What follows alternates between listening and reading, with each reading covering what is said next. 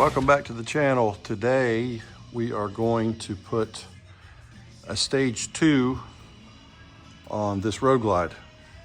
It's a 2011 Road Glide.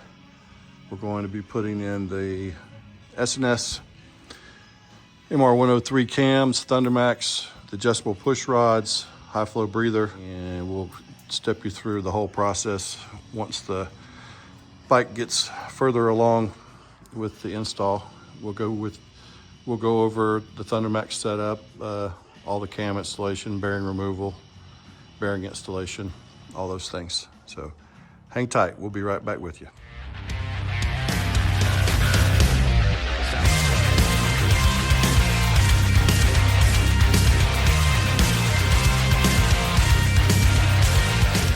Okay, we're gonna set up this Thundermax for the bike we're working on, and I'll go through each step for you. So in this case, I have a simulator for a bike simulator. I'm going to go ahead and turn it on. And this will be what you get when you turn your bike on. This should be the screen that you get. You have to wait for it to boot up. This is an actual live simulation. Even though it's not connected to the bike, it's going to be exactly the same because we have a bike simulator. So the first thing it's going to ask for is the VIN number. Okay, we got the VIN number in, and we can hit the test button, and it shows us that we've got a FL-TRX, which is a Road Glide, and it's got a 96-inch air-cooled motor, fuel injected. It's a 2011. So we'll click the OK button. Module is not registered. Please complete the registration. Go ahead and send the registration in. That way they'll have a copy, or at least a basic information of who owns the Thundermax when it was installed. The next thing you're going to do is come up here to EFI Maps. Click that one. This is a throttle by wire bike. And then we're going to go into the 96-inch motors. If you'll notice, I'm going to right click, and it's all 96-inch motors.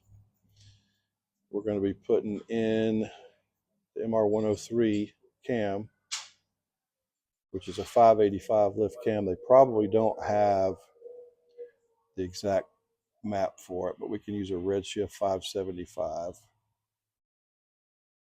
right there. That'll be fine. And stock 4.22 injectors, that'll be fine. So map 312 gonna be the choice for this one, and we're going to double click it and then hit load base map. Minus that down. So if you see right here where it says file base map 312, so we're going to go over here to map editing, and we're going to write modules and maps. And it does have compression releases. 2010 and up have compression releases. It'll go ahead and write the map into the module. It takes about a half a minute or so. Be patient with it. The map is now written. There's a couple of things I like to do to make sure everything is good. One of them is to go into module configuration, basic settings.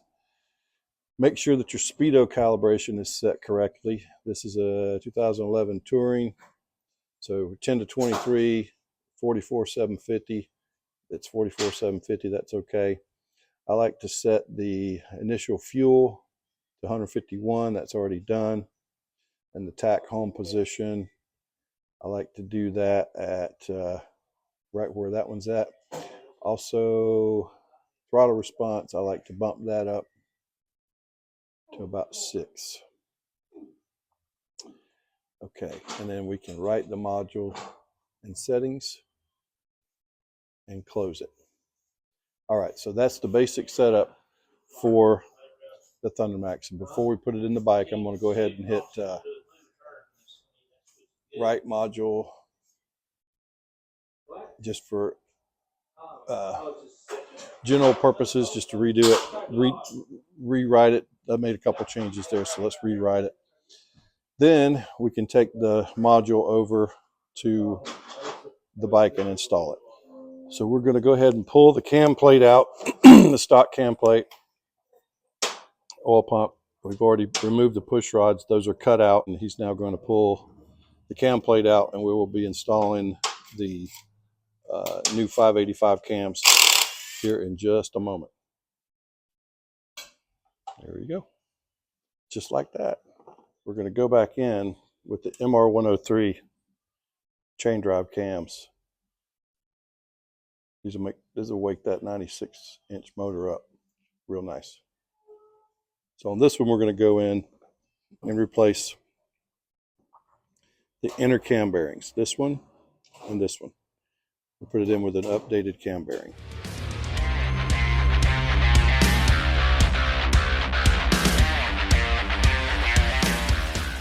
All right, there's your bearing. It's in the tool, so you have to disassemble the tool to get the bearing out. This is not the install tool. This is the removal tool. There's a totally different tool for installing the bearings. We'll show you that here in just a moment.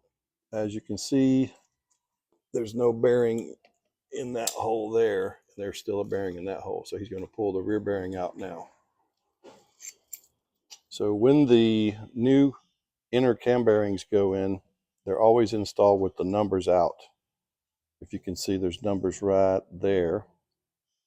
And those always go pointing out, sort of a beveled in, so you can get it started going into the crankcase. There's a difference. Numbers out, always numbers out. As a comparison, the stock bearing has half as many rollers. If you'll notice on this one, there's half as many rollers as there are on the new one. So this is the new improved bearing that goes in, and the old ones obviously come out. As you can see, both bearings are now out. Right in here, both bearings are now out. So we'll show you in just a second how to install the new bearings. Here's a view of the old cams that came out, and if you look real closely, you can see some wear on the lobe there. See that center section that looks kind of rough? The hard chrome coating has broken down. Not that it's a big deal, but that will eventually start wearing the metal. Here's a little bit more of an example. These are the stock cams. That just gives you a little bit of an indication of cam wear if you've never seen it. And again, just to go back over, if you can see, there's a roller and a spacer. A roller and a spacer. This is what the factory puts in there, and it's a substandard cam bearing. They work, but we've seen them break down. So if you're ever doing a cam job, be sure to replace both inner cam bearings.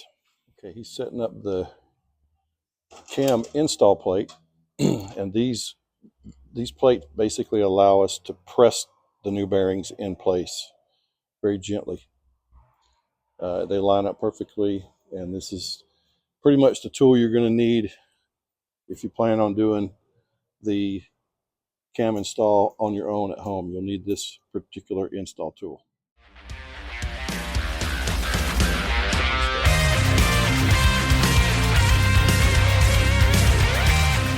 We have two new bearings installed right there.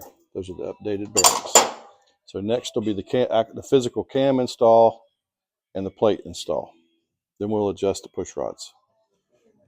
Right now we are adjusting the push rods for the rear cylinder. Then we'll do the fronts, and we'll come back after that.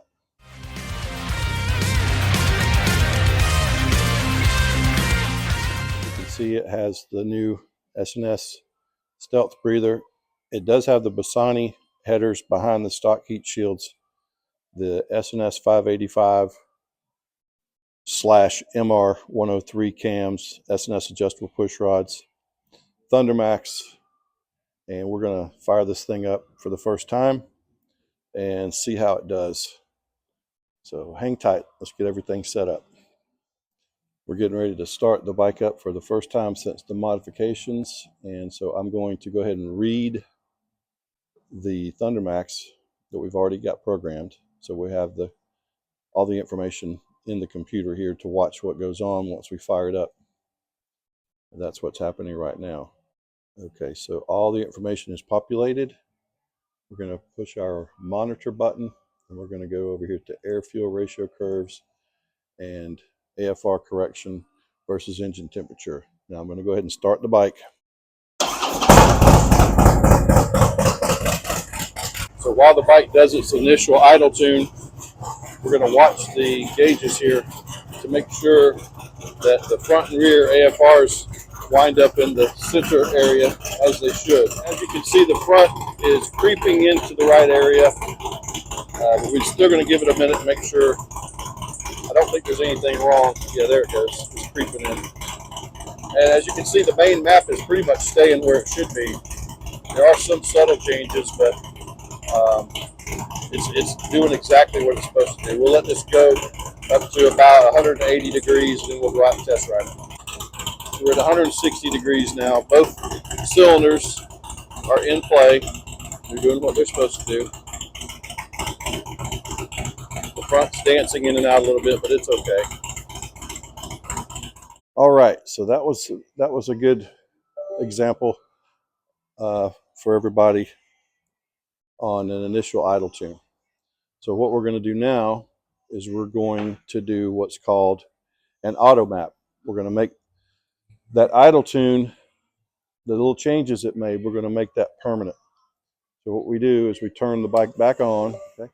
Now we're going to go to map editing and we're going to click auto map, and we're just going to click OK for read module, perform auto map, and write module. Boom. If you'll notice, these little green cookies here are the changes that it made. It wasn't much. The map we chose was pretty much spot on. And then when it's finished, that'll be the new starting point to learn from. We'll be going out and test riding it, making sure the timing's right and that it reacts the way it's supposed to. And then this bike will be done and ready to go to the owner. There we go. Hopefully this information that we're providing will help you out on your tuning of your Thundermax at home. This was a really good install. The guys did a great job on it, and we appreciate you watching. We'll do a couple more shots of this bike pulling out, riding away, just to give you an idea of what it sounds like. This is a 96-inch engine with the MR103 S&S cam and Thundermax headers, breather. But we appreciate you watching. I'm Steve Carr. We'll talk to you another time. Thank you.